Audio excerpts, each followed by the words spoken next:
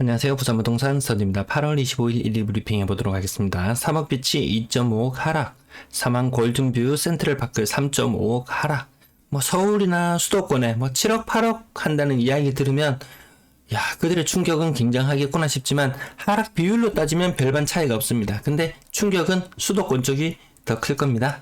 조정 대상 지역 해제되었던 대구를 살펴봤을 때 거래량 상승 효과가 20% 정도 나타납니다. 그것도 굉장히 적은 거래량에서 20% 상승이기 때문에 크게 의미 있게 보이진 않습니다. 자, 어제 레미제라블 한 장면 가지고 왔는데요. 얘들이 가자 합니다. 조정 대상 지역 해제하고 부동산 우상향 가자 하고 외칩니다. 하지만 민중들은 저들이 가자라고 외치더라도 그들이 말하는 것보다 그 속도만큼 빠르게 가지 못합니다. 물론 나중에 변화가 있을지는 모르지만 그 반응 속도가 굉장히 더딜 거예요. 그래도 야, 해제됐잖아. 빨리 가자. 아무리 강요를 해도 그 효과가 별로 먹혀들지 않더라. 오히려 불행만 자초할 뿐이다. 민중은 시키는 대로 하지 않는다. 몇몇 선동가들이 나서서 아무리 앞에서 해제되면 과거 같은 대폭발이 나타난다고 이야기하지만 민중은 더 똑똑합니다. 지금 금리 오늘 인상할 것 같죠? 저는 0.5를 보지만 뉴스는 계속 0.25라고 계속 흘러나오고 있어요.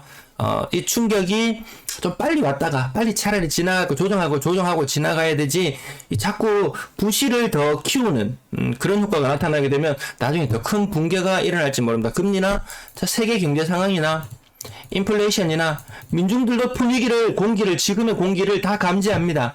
단순히 조정 대상 지역 해제하자 가자 한다고 따르지 않습니다. 자, 그러면 가자 했던 사람들은 이런 상태가 될지도 모르겠어요. 자베르, 저 영화의 마지막 장면에서 몸을 던지기, 강에 몸을 던지기 직전의 장면인데요. 내가 알던 세상은 산산이 부서졌어. 부동산은 무조건 우상향이야 이렇게 믿었던 세상이 산산이 부서지면서 내적 갈등을 불러올지도 모르겠습니다. 자, 자베르가 몸을 던지는데요. 자베르는 고든 두 개의 길을 보고 있었어요. 둘이 보였기 때문에 생전 하나의 직선밖에 몰랐어요. 생전 올라가는 요 직선 하나밖에 몰랐어요.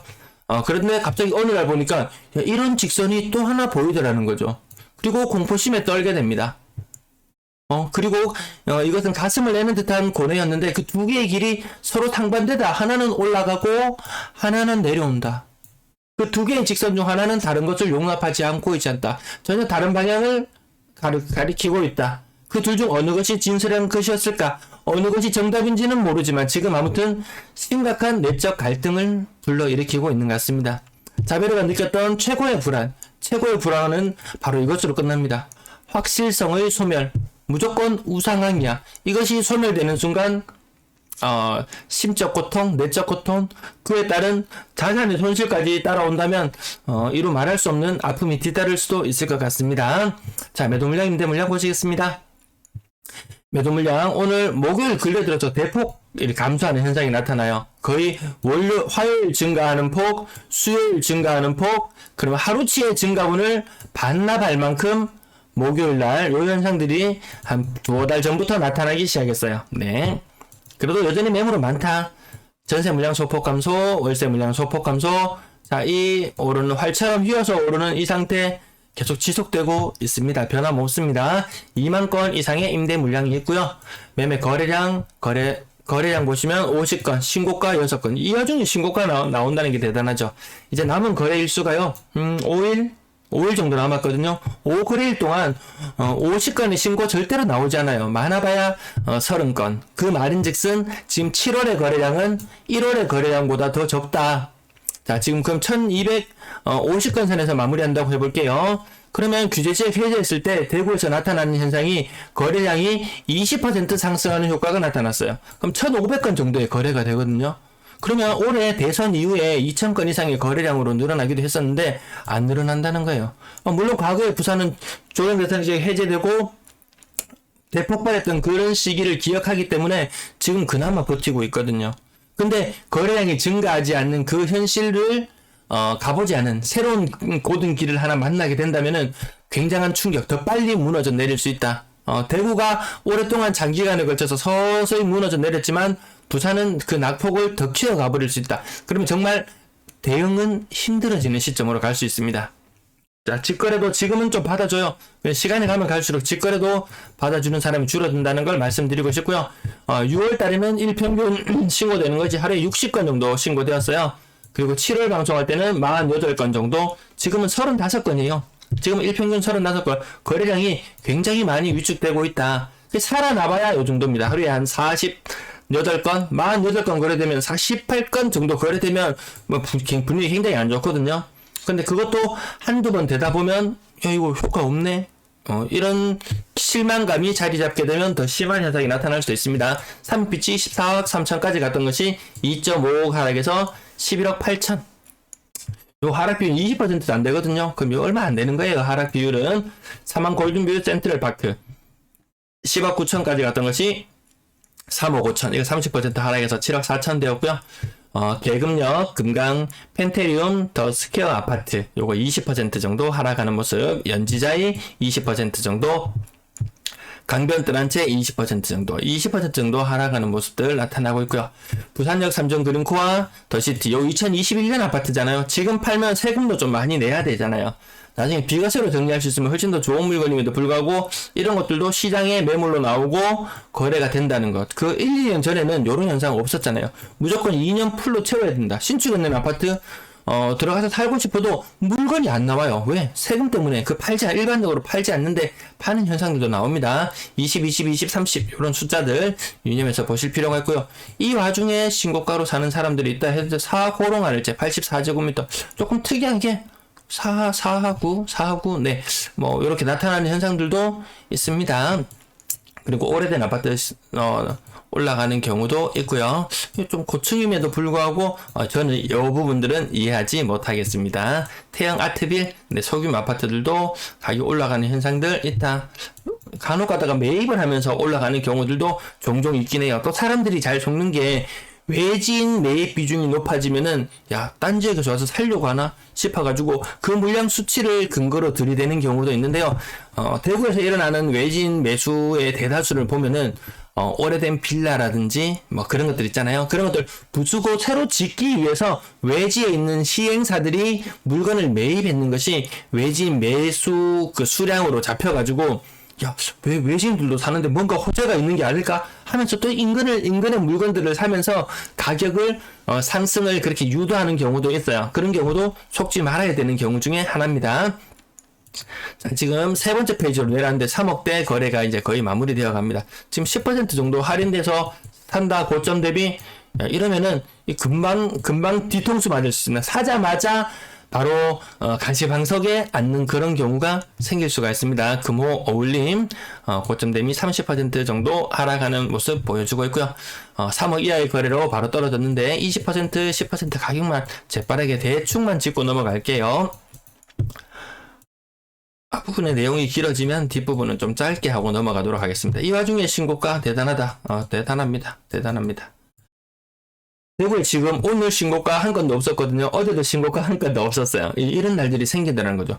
아직까지 부산의 신고가 좀 제법 나오는 편이다. 건당 거래대금 비싼 거 사지 않으면 건당 거래대금 올라가지 않아요. 이 거래량의 충격이 지금 7월에 거래량의 충격이 1월 때보다 더 적잖아요. 이 1월의 거래량은 그 이전에 조정 대상 지역에 있을 때보다 더 적은 거래량이었거든요. 지금은 그때보다 더 적은 거래량이다. 그러면 과거처럼 조정 대상 지역이 해제되면 폭발한다. 좋습니다. 그럴 수 있다고 칩시다. 자, 그러면 과거처럼 2년을 버텨낼 수 있는가? 이 금리가 오르는 와중에 지금부터 2년을 버텨낼 수 있겠느냐라고 물어보면 그거 좀 무서운데? 2년 후에 확실하지도 않아요. 그때 폭발적으로 올라갈 것인가 확실하지도 않아요.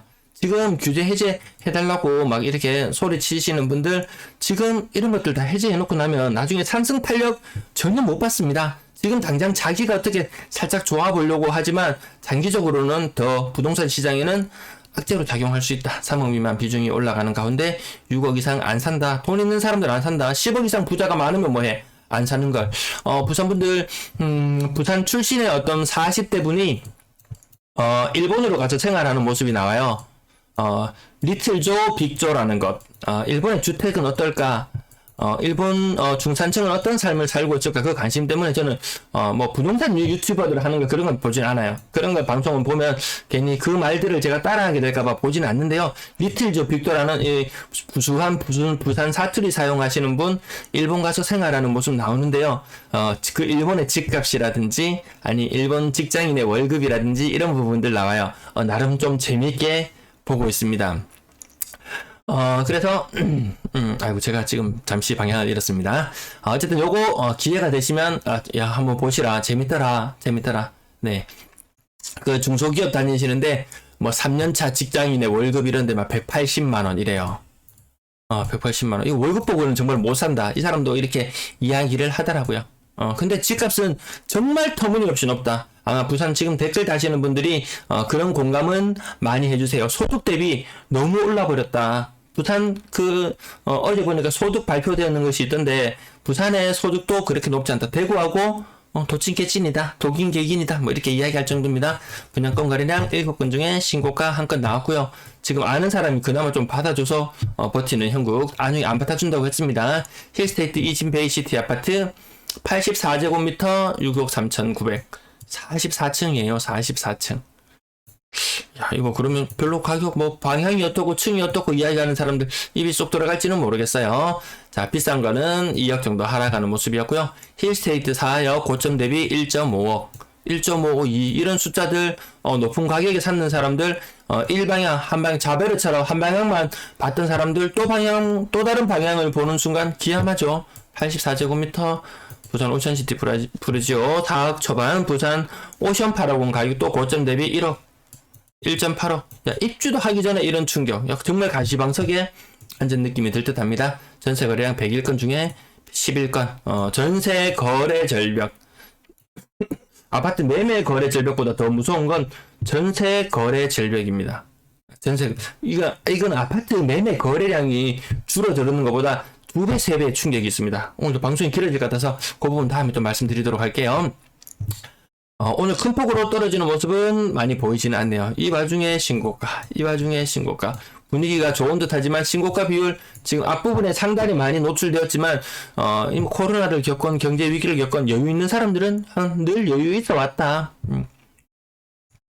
그렇지만 다 바로 두 번째 페이지만 넘어가도 억 단위로 하락하는 것들 1.9억 이런 게, 기존 임차인이 나가면은 돌려줄 돈 있나요? 돌려줄 돈 있을까요? 1.75. 못 돌려주고, 이 분쟁이 대구에도 굉장히 많고, 임대인들이 까칠해지는 현상. 임대인들이 굉장히 까칠해져요. 벽지에, 조금 막 끌키기만 해도, 손해배상 다 하라 그러면서, 질질 끌고, 이 임차인의 피를 말리려고 합니다.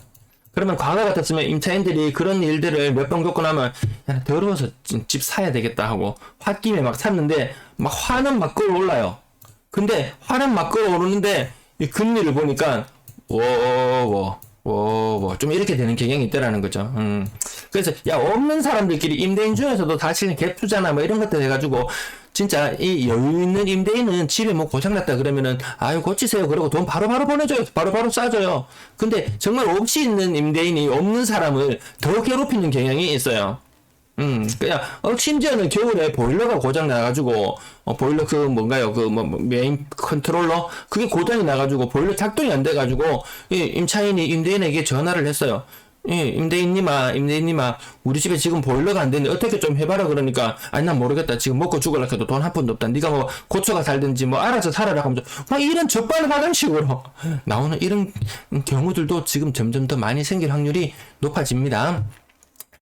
억 단위로 하락하는 모습들 대략만 살펴보고 자 바로 넘어갈게요. 생각보다 가격 오히려 막 비싼 거는 오히려 버티지만 한 4억 5억 했던 애들이 이 3억대로 많이 떨어지더라. 대구는 가장 거래가 많이 되는 게 전세 2억에서 3억대 요 가격대가 가장 많아요. 그전에는 이 사람들이 어디에 전세를 머물렀냐면 4, 5억대에 전세에 있던 사람들이 2, 3억대로 떨어지더라. 물량이 늘어나면 이런 현상이 일어납니다. 근데 물량이 가장 많이 늘어나는 곳이 어디라고요? 전세 물량 가장 많이 늘어나는 곳 1위 부산. 인구 1000만으로 환산했을 때도 가장 많이 늘어나는 곳 1위 부산. 자, 월세는 줄어들지 않고 전세 거래 절벽의 시대와 여러분들은 마주치게 될 거예요. 그러면서 수많은 분쟁들을 목격하게 될 것이고 인터넷 커뮤니티 상에서도 수많은 상담 게시글들이 올라오는 것을 아마 보시게 될 거예요. 근데 답은 없다. 정말 답은 없다. 임대인이 배째를 할 때 답은 없다. 그나마 내가 전세 자금 대출 받고 뭐 이렇게 저렇게 다시 해가지고 조금이라도 그나마 여유가 되는 사람들은 임차권 등기 설정해버리고 나가면은 임대인 굉장히 고통스럽습니다. 굉장히 고통스러운 상태가 돼요. 야, 저렇게 악덕 임대인이 있는 곳에 새로운 임차인을 받는다? 거의 뭐 힘든 상태로 가게 되면 그 집은 경매로 넘어가게 될 것이고, 이런 보면 복잡한 과정들이 있어요. 그래서 전 늘 말씀드리고 싶은 부분이 임대인, 임차인, 야, 좋은 관계를 유지하시라. 좋은 관계를 유지하시라. 이 좋은 관계를 유지한다는 의미가 뭡니까? 임대인과 임차인의 좋은 관계를 유지한다는 게 뭐 인간적으로 만나서 이야기할 거 뭐 있습니까? 그런 거 없습니다. 동관계를 깔끔하게 해주는 게, 동관계를 깔끔하게 해주는 게 이것이 바로 좋은 관계를 유지하는 비결이 아니겠습니까? 그게 안 되니까 문제가 생기는 거겠죠. 거래 절벽의 시대에 월세 거래량 줄어드는 거, 이렇게 줄어드는 지역, 와, 부산이 제일 심한 것 같아요. 평균 월세 보증금 살짝 올라가고 월세도 올라갔다. 임대 거래량 전체 이렇게 했다가 이렇게 하겠지. 가을장에는 올라갔다. 그런 믿음들, 그런 고정관념들 버려야 될 때가 왔다. 네. 오늘 방송 여기까지 마치겠습니다. 시청 감사합니다.